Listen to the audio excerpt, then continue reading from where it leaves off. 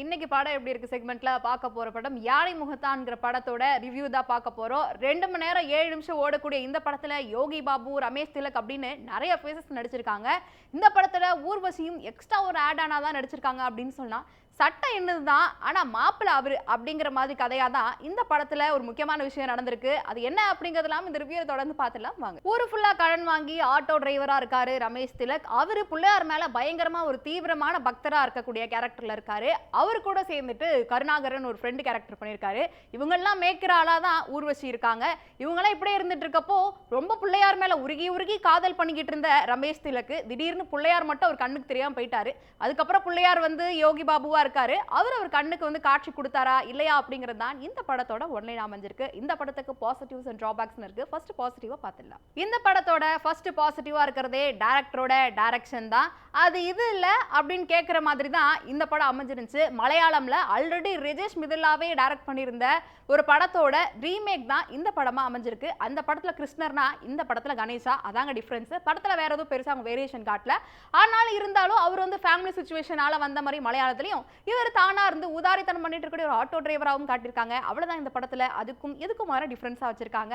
இந்த படத்துல அவர் புதுசா ஒரு ட்ரை கொடுக்கணும், தமிழ் இந்த மாதிரி ஒரு புதுசா ட்ரை கொடுக்கணும்னு கொடுத்திருக்காரு. ஆனா இது புது ட்ரைலா இல்ல. நாங்க அரையன் 305 ஆல்ரெடி இதே மாதிரி இதெல்லாம் பார்த்திருக்கோம். ஓமை கடவுள்ல நமக்குள் நானே அப்படின்னு கடவுள் பக்கத்துல இருந்து நம்ம கூட என்னென்ன மாதிரி விஷயங்கள்லாம் பண்றாருங்கிறத நாங்க ஆல்ரெடி பார்த்துட்டோம் ப்ரோ அப்படின்னு சொல்ற மாதிரியான விஷயமா தான் மாறிடுச்சு. அவரோட புது ட்ரை இருந்தாலும் இந்த மாதிரி ஒரு படம் வந்து அவர் ட்ரை பண்ணியிருக்கிறது ஒரு காமெடி கலந்து நமக்கு ஃபேண்டசி படம் கொடுக்கணும் ட்ரை பண்ணியிருக்காரு. அந்த ட்ரை நல்லா இருந்துச்சா இல்லையாங்கிறதுலாம் டிராபேக்லயும் கொஞ்சம் இருக்கு. அதையும் பார்க்கலாம்.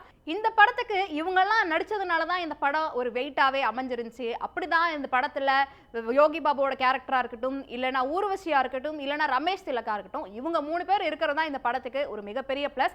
அப்படி இந்த படத்துல இவங்களோட பெர்ஃபார்மன்ஸ் தான் மிகப்பெரிய பேசும் பொருளா அமைஞ்சிருக்கு. ஆஸ் யூஷுவல் யோகி பாபு வராரு, தியேட்டர்ல ஆடியன்ஸ் கிட்ட 4 காமெடி அள்ளி தூவுறாரு. சில இடங்கள்ல ஒர்க் அவுட் ஆயிருக்கு, பல இடங்கள்ல ஒர்க் அவுட் ஆயிருக்கு. சரி, இதே மாதிரி ரமேஷ் திலக்கோட பெர்ஃபார்மன்ஸ் எப்படி இருந்துச்சுன்னு பார்த்தோம்னா, அவர் யூஸ்வலா எல்லா படத்துல பண்ற மாதிரி சில காமெடி காட்சிகளா இருக்கட்டும், இல்லைன்னா நம்ம கூட கனெக்ஷன் ஆகிற மாதிரி சில சென்டிமெண்ட் சீனா இருக்கட்டும், அதெல்லாம் அந்த அளவு கனெக்ட் இருக்கான்னு கேட்டா இருக்கு, ஆனா இல்ல அப்படிங்கிற மாதிரி பெர்ஃபார்மன்ஸ் தான் அவரு கொடுத்திருக்காரு. ஊர்வசி மேம் ஆஸ் யூஸ்வல் அவங்களோட பெர்ஃபார்மன்ஸ் வந்து படத்துல ஓரளவு சூப்பரா தான் கொடுத்திருக்காங்க. இதெல்லாம் வயசான கேரக்டரா ஒருத்தர் வருவாரு, அவரோட பெர்ஃபார்மன்ஸ்மே படத்துல இவங்களுக்குலாம் அதுக்கும் மேல அப்படிங்கிற மாதிரி தான் அவரோட பெர்ஃபார்மன்ஸ் இந்த படத்துல அமைஞ்சிருந்துச்சு. ஆக்டர்ஸோட பெர்ஃபார்மன்ஸ் பத்தி பேசியாச்சு. அடுத்ததான் இந்த படத்துல மிகப்பெரிய பில்லரா இருந்ததே மியூசிக் தான். மியூசிக்கும் பேக்ரவுண்ட் ஸ்கோரும் இல்லைன்னா இந்த படத்துல ஃபர்ஸ்ட் ஹாஃப் முடிஞ்ச உடனே நாளை ஏஞ்சி வந்திருப்பேன்ப்பா அப்படின்லாம் தியேட்டர்ல ஆடியன்ஸ் பேசிக்கிற மாதிரியான மியூசிக் தான் அவர் கொடுத்திருக்காரு. ஏன்னா அந்த அளவுக்கு ஒரு டிவைனான ஒரு பாட்டா இருக்கட்டும், இல்ல காமெடிக்குன்னு வரும்போது பேக்ரவுண்ட் ஸ்கோரா இருக்கட்டும், எல்லாமே அவர் பக்காவா பண்ணி கொடுத்திருக்காரு பரத் சங்கர். அடுத்ததா சினிமோட்டோகிராஃபி. கார்த்திக் நாயரோட சினிமோட்டோகிராஃபி படம் ஃபுல்லா பேசுற மாதிரி தான் இருந்துச்சு. இந்தியால தமிழ்நாடுக்கும் ராஜஸ்தானுக்கும் இடையில ஃபர்ஸ்ட் ஹாஃப்க்கும் செகண்ட் ஹாஃப்க்கும் வேரியேஷன் காட்டியிருப்பாங்க. அந்த வேரியேஷனை கேமரால இப்படியே காட்டினால அப்படின்னு நமக்கு காட்டியிருப்பாரு சினிமோட்டோகிராஃபி ஒர்க்ல. சரி, இவ்வளோ பேரை பத்தி பாசிட்டிவா இவ்வளோ விஷயங்கள் பேசிட்டே வந்தாச்சு. டிராபேக்னு போதும்னு சொல்ற அளவுக்கு இருந்துகிட்டே தான் இருக்கு. அதையும் பார்க்கலாம். இந்த படத்துக்கு டிராபேக்கா அமைஞ்சிருக்க விஷயம் ஃபர்ஸ்ட் எடுத்தோடனே இன்னும் முதல்ல மலையாளம்ல இவரே தான் டைரக்ட் பண்ணாரு.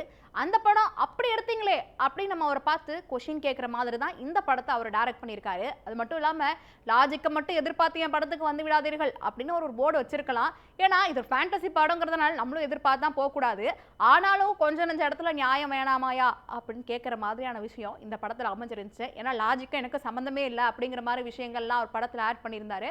அப்புறம் ஃபர்ஸ்ட் ஹாஃப்ல பக்கத்தில் உள்ளவரை பார்த்து என்ன சார் அதுக்குள்ளே தூங்கிட்டீங்க அப்படின்னு கேட்குற மாதிரி தான் இருந்துச்சு. ஃபர்ஸ்ட் ஹாஃப் அவ்வளோ ஸ்லோவாக தான் கொண்டு போயிட்டு இருந்தாங்க. திடீர்னு பார்த்தா செகண்ட் ஹாஃப்ல அவ்வளோ விறுவிறுப்பி அவங்க வச்சிருந்தாங்க படத்துல பாசிட்டிவ் டிராபேக்னு 2 விஷயங்கள் இருந்தாலுமே எனக்கு வந்து ஒரு காமெடி படம் பார்க்கணும், இந்த வீக்கெண்ட் நான் தியேட்டர் போயே ஆகணும் அப்படின்னா கண்டிப்பா யானை முகத்தான் படத்தை ஒன் டைம் வாட்சா வச்சுக்கோங்க.